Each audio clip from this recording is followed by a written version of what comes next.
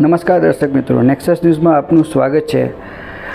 આજરોજ આમ આદમી પાર્ટીના ધારાસભ્ય ગોપાલ ઇટાલિયાએ જણાવ્યું હતું કે અનેક જગ્યાએ ભાજપ દ્વારા કોંગ્રેસમાંથી ઉમેદવારો મૂકવામાં આવ્યા છે। અમરેલી જિલ્લા અને ગીર સોમનાથ, બોટાદ બધી જગ્યાએ ભાજપ દ્વારા માણસ આપવામાં આવે છે, તેમને કોંગ્રેસ ટિકિટ આપી દે છે। ભાજપ અને કોંગ્રેસ બંને ભેગા મળી કોઈપણ રીતે આમ આદમી પાર્ટી જીતે નહીં અથવા આમ આદમી પાર્ટીના ઉમેદવાર વધુ મત ન લઈ જાય તે માટે ગઠબંધન કર્યું છે। તેમણે જણાવ્યું કે આવી વાત તેમણે ગઈકાલે પણ કરી હતી અને ગઈકાલે સાંજે ભાજપના ધોરાજીના ધારાસભ્ય કોંગ્રેસને અમે ઉમેદવાર આપીએ છીએ તેવી વાત કરીને આ બાબતને સમર્થન આપ્યું હતું। જે વાત તેમણે સવારે આમ આદમી પાર્ટીના પ્લેટફોર્મ પરથી કહી હતી, એ જ વાત સાંજે ભાજપ તરફથી કન્ફર્મ થઈ હતી। તેમણે વધુમાં જણાવ્યું હતું કે અમે ઘણા સમયથી કહી રહ્યા છીએ કે કોંગ્રેસ ચૂંટણી નથી લડતી, પરંતુ કોંગ્રેસમાંથી ભાજપના માણસો ચૂંટણી લડે છે। આમ આદમી પાર્ટી જીતે નહીં અથવા ભાજપ વિરુદ્ધના મતો વેડફાઈ જાય તે માટે ભાજપ અને કોંગ્રેસ ભેગા મળી ષડયંત્ર કરી રહ્યા છે। તેમણે વધુમાં જણાવ્યું હતું કે આવું ષડયંત્ર વિસાવદર વિધાનસભાની પેટા ચૂંટણી વખતે પણ કરવામાં આવ્યું હતું, જેમાં ભાજપે કોંગ્રેસની અંદર પોતાના ઉમેદવારો ઊભા રાખવાનો નિર્ણય કર્યો હતો અને ભાજપે મોકલેલા લોકોને કોંગ્રેસે ટિકિટ આપી ચૂંટણી લડાવી હતી।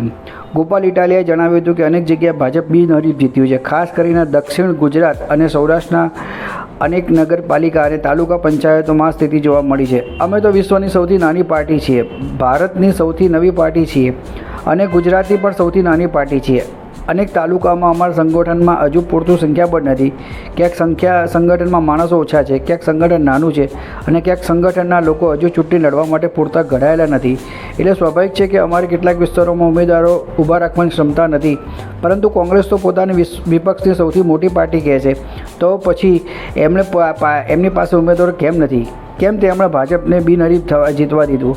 અમે નવા છીએ, પરંતુ કોંગ્રેસ તો દાયકા જૂની પાર્ટી છે, લાંબા સમયથી રાજકારણમાં છે અને છતાં તેઓ ઉમેદવારો ઊભા રાખવામાં નિષ્ફળ જાય છે। અને બીજી તરફ તેઓ આક્ષેપ કરે છે કે આમ આદમી પાર્ટી તેમના મત તોડી રહી છે। જ્યાં અમારી પાસે ઉમેદવાર નથી ત્યાં તો કોંગ્રેસ ઉમેદવાર ઊભો રાખવો જોઈએ। અનેક તાલુકામાં અમારી પાસે ઉમેદવાર હતા કારણ કે અમે નવી પાર્ટી છે, પરંતુ કોંગ્રેસ ઉમેદવાર ન મળો પ્રશ્ન જ છે। ખેડા, નવસારી, વાપી, વલસાડ સહિતના વિસ્તારોમાં પણ કોંગ્રેસ ઉમેદવાર ઊભા રાખ્યા નથી। આ સ્પષ્ટ દર્શાવે છે કે કેટલીક જગ્યાએ કોંગ્રેસ ઉમેદવાર ઊભા ન રાખીને ભાજપને મદદ કરે છે, કેટલીક જગ્યાએ ભાજપના જ લોકો કોંગ્રેસમાંથી ઉમેદવાર તરીકે ઊભા રાખીને તેમને મદદ કરે છે અને જો કોઈ રીતે કોંગ્રેસનો ઉમેદવાર જીતે તો તેની સિદ્ધિ ભાજપને આ ફાયદો પહોંચાડે છે। વર્ષોથી આ પ્રકારનો ખેલ ચાલી રહ્યો છે। આમ આદમી પાર્ટીના આવવાથી ભાજપ અને કોંગ્રેસમાં તેલ રેડાયું છે અને બંને ભેગા મળીને અમને રોકવાનો પ્રયાસ કરી રહ્યા છે, પરંતુ અમે જનતાના આશીર્વાદથી અને સંઘર્ષથી આગળ આવેલા લોકો છીએ। ભાજપ અને કોંગ્રેસના કાવા દાવા કે ષડયંત્રોથી આમ આદમી પાર્ટીને રોકી શકાય તેમ નથી। દર્શક મિત્રો, આવા સમાચાર જોવા માટે તમારી અમારી ચેનલને લાઇક કરો, શેર કરો, સબસ્ક્રાઈબ કરો। દર્શક મિત્રો, જો તમે અમારા આ અહેવાલને ફેસબુક પર જોઈ રહ્યા છો તો તમે અમારા ફેસબુક પેજને ફોલો કરો, ઇન્સ્ટાગ્રામ પર જોઈ રહ્યા છો તો તમે અમારા પેજને ફોલો કરો।